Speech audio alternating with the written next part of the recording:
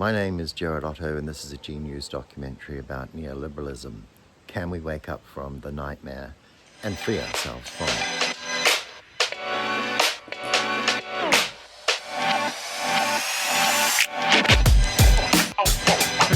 Neoliberalism.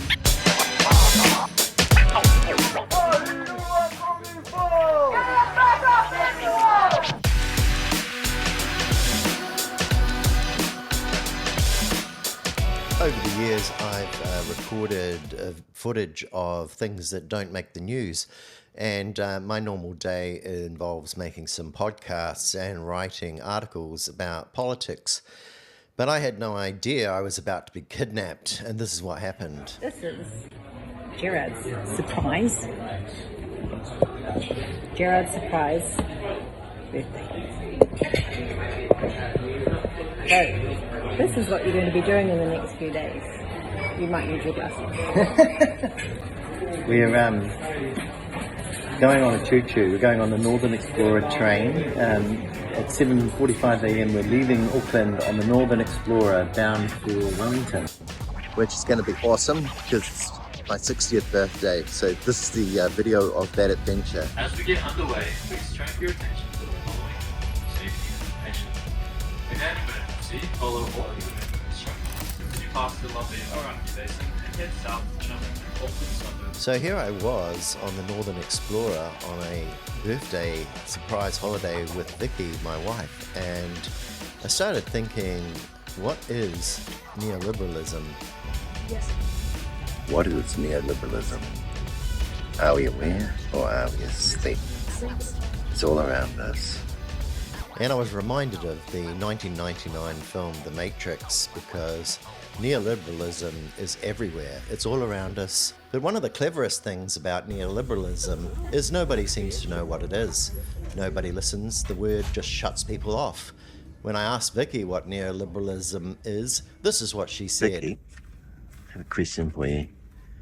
What is neoliberalism? Neo is a dog I know. Liberalism is when you can be liberal.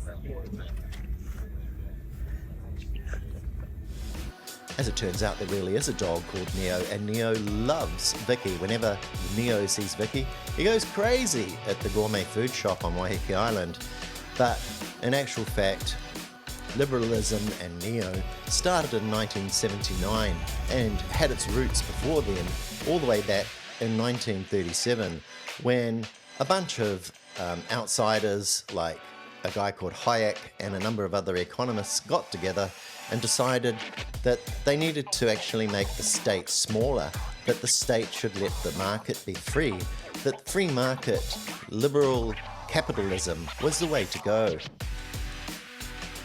So in order to shrink the state and make it smaller, they started selling off all of the government assets and privatizing things like public health, public railways, all of those kind of things that would make the public services better for everybody. They had an ideological fixation that somehow or another, if you grew the economy and it got bigger and bigger, you could actually claim that it trickled down. But of course that was a lie. It didn't trickle down. In fact, all that happened was that the rich got richer and the poor got the picture. So the lies and lies and lies carried on, and we kept on voting for these people that said that they were going to grow the economy, and it didn't make any sense. In the meantime, pollution carried on, and the climate began to heat up, and our climate science started to tell us that it was time for industry to change, but they didn't want to change. So the very wealthy who were running all of the polluting companies got behind a big network of think tanks all around the world called the Atlas Network. They wanted to delay any kind of action, and we kept on voting for it. We voted for National, and we voted for ACT, and we voted for NZ First. They're wanting to drill up fossil fuels at a time of a climate crisis, ignoring scientists and saying, look, somebody else can do that, I'm not listening to you. That's neoliberalism. But that's not all.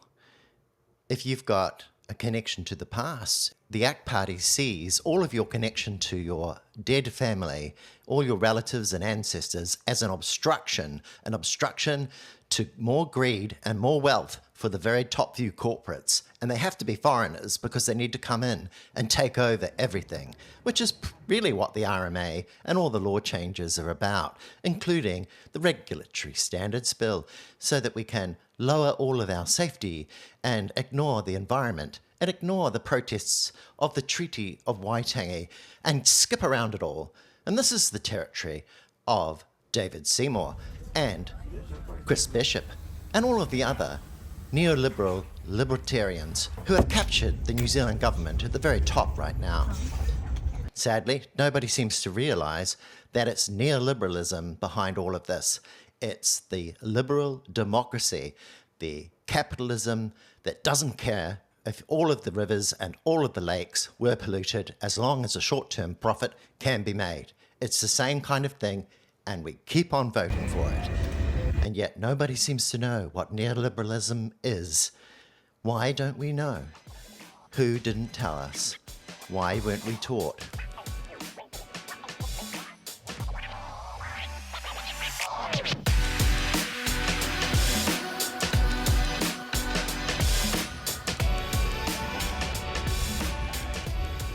Well, the truth is that we were taught, but we just didn't take it on board.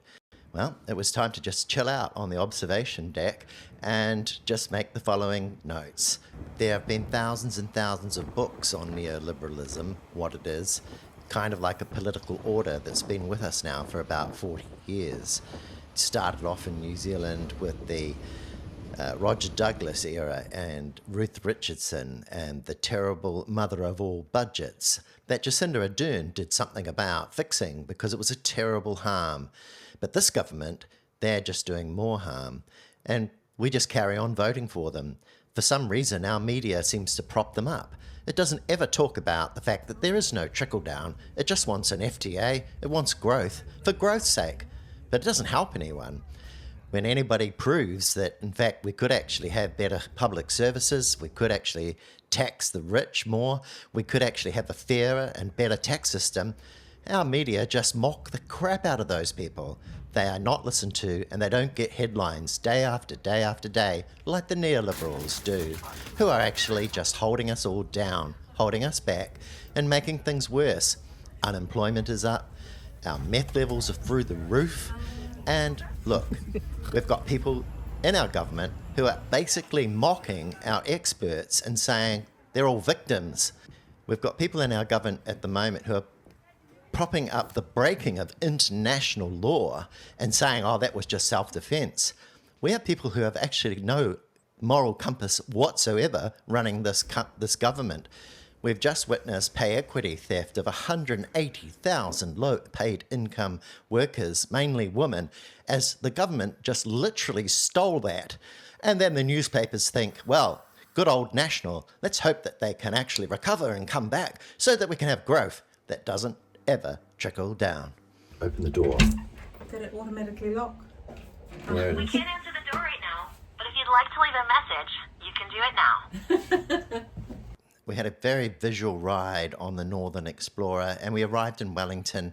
The next morning, I was up and thinking about neoliberalism again. What is neoliberalism? It doesn't know. This was about fake austerity. This was about privatizing public services. This was about very light-handed regulation or deregulating all the things that keep us safe. So I thought maybe somebody working in hospitality would know what neoliberalism was. It was just a random test. Let's just see if this chap here knows what neoliberalism is. It was a bit unfair, but I thought I'd ask anyway. Can I ask you a question? Yes, absolutely. What is neoliberalism? As what? What is neoliberalism? Oh, Jeff, I can't answer that, I'm afraid.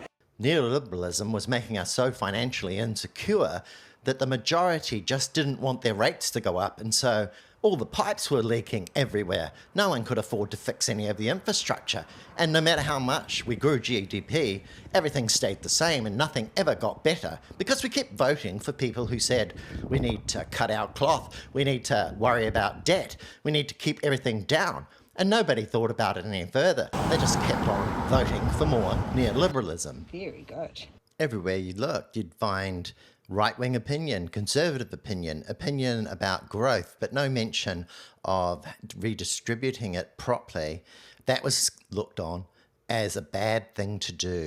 We're surrounded by newspapers full of neoliberal opinion, and those people get the platform, and everybody else is on the margins, on social media.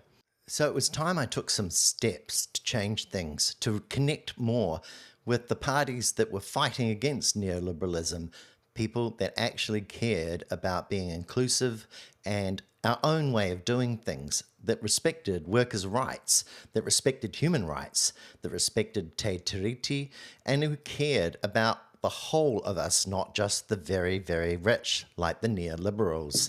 So here I was, on my way to meet a Labour MP. It was just really, really great to meet up with Jenny Anderson while I was in Wellington and chew the fat about a whole lot of good stuff informally off the record.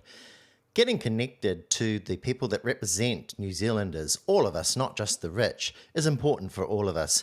And I knew that as long as we are fragmented and cut off from each other, we cannot raise the voices that we need. We need to be friends to each other, and we need to connect all over social media. We need to grow. We've got an election coming, and we all need to make our voices heard if we're going to throw off this neoliberal monster that's got its tentacles around us all. And they are monsters. They talk up a good game, but it's all with a hand behind it, the invisible hand of the Atlas Network, manipulating the words. The faces aren't real. They're just masks. They're actually in front of us on our television sets. They want guns in the hands of police. But it's time that we all just got connected and threw this off. So I decided we have to go to Parliament. We have to reach out.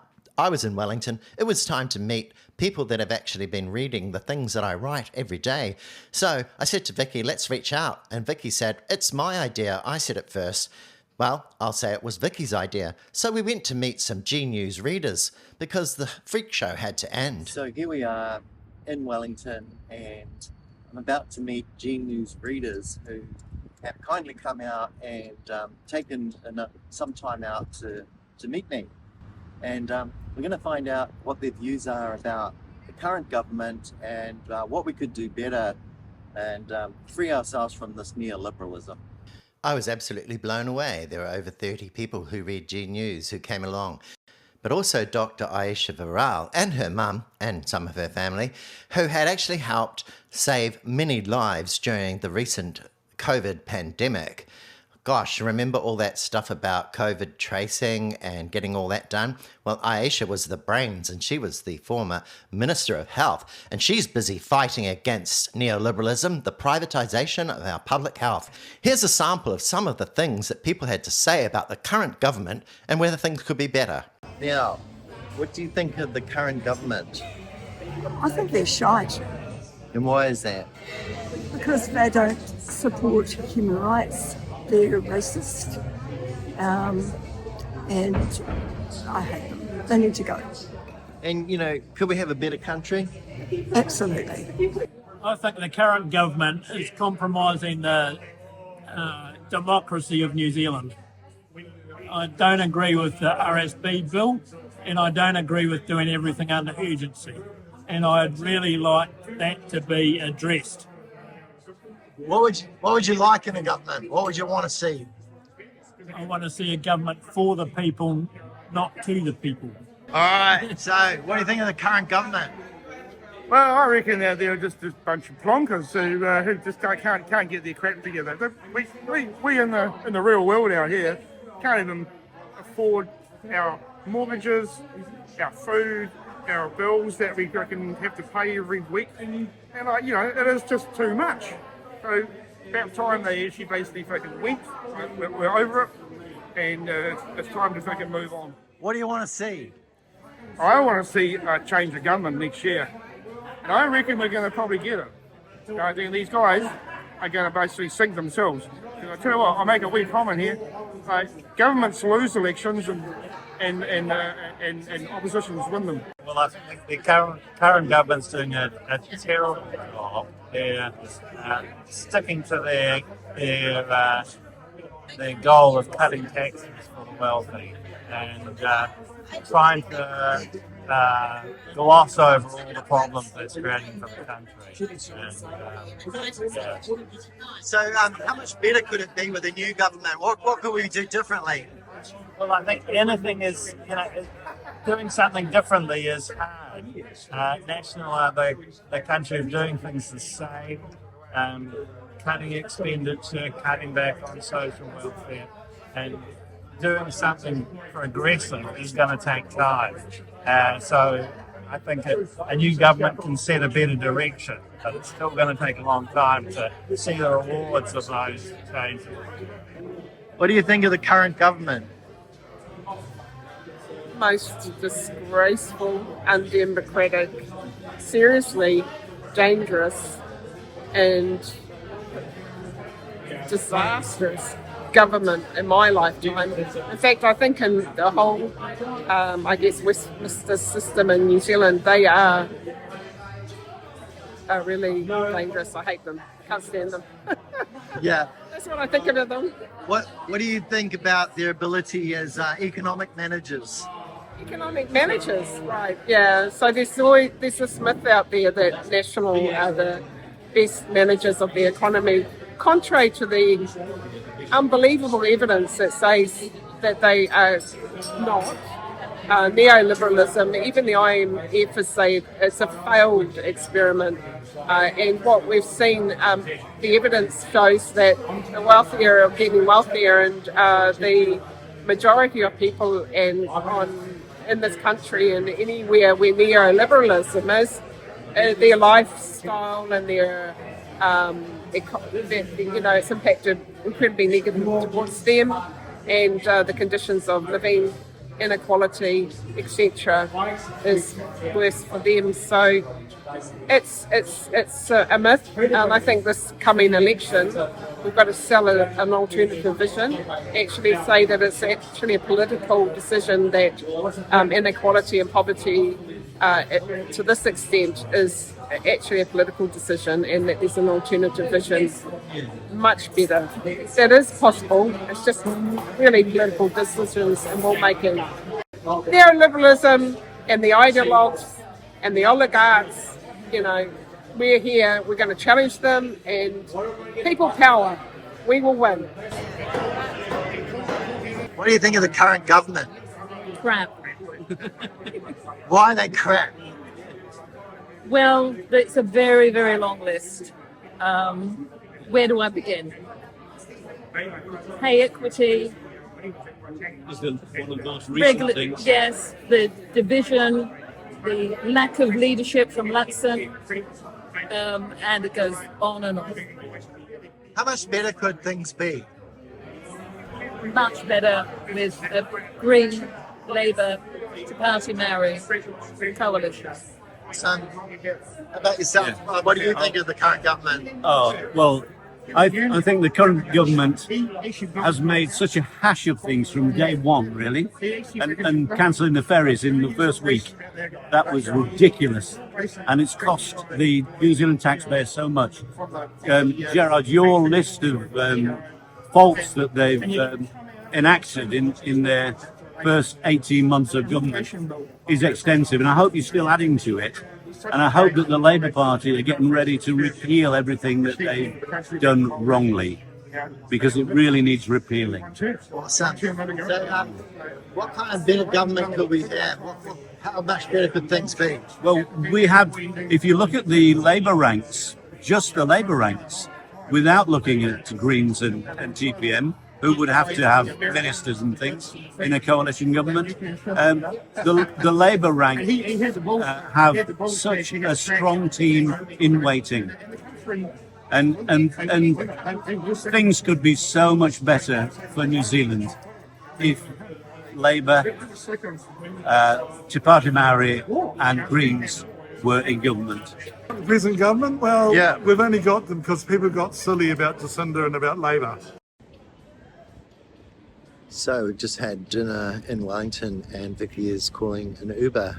We're on our way home after a very pleasant evening talking to New Zealanders about neoliberalism, this current government, and what it is we really want in a government, and a far better future for this country. and I'm looking forward to putting this story together. The next day, the Regulatory Standards Bill submissions were flooding in and the parliamentary website went very, very slowly. But also we all learned the news that the United States had attacked Iran. And I wanted to talk about neoliberalism, but I also wanted a holiday with Vicky. So I hope this video has actually been interesting for you, and you should look into what neoliberalism actually is. It's the new liberalism after Keynesian economics, where we used to intervene, where we used to build a better society. We actually built things together. We didn't run it down. We didn't have liars. We didn't have people in charge just because they were wealthy with a media that sucked up to them. So here we were on our way out. There were the ferries that had been stopped so that we couldn't have them. There were the rail lines to the airports that had been stopped. There were all those jobs and construction stopped, all those housing projects stopped by the neoliberals because they don't want us to have it. They want us to worry about budgets, debt, and never ever spend anything by investing prudently in our own country. Well, we were finally at the airport and it was time to go, but what a great weekend, and it was so good to connect with you all. I hope you've enjoyed this little insight into our surprise holiday as I got away from politics and talked about nothing but other topics for the entire time that I was away. I hope you had a fabulous 60th birthday, Gerard. Thank you. Sure. So that was Wellington, and it was a really great trip. I really enjoyed everything, especially meeting G-News readers and everybody that's coming along in this journey on Aotearoa, trying to free ourselves from the grip of neoliberalism. So we're on our way back to Auckland now, and we're going to catch an Uber and a ferry back to Waiheke Island, where the real work has to start again. See you all again soon. Thanks, Wellington. Thank you.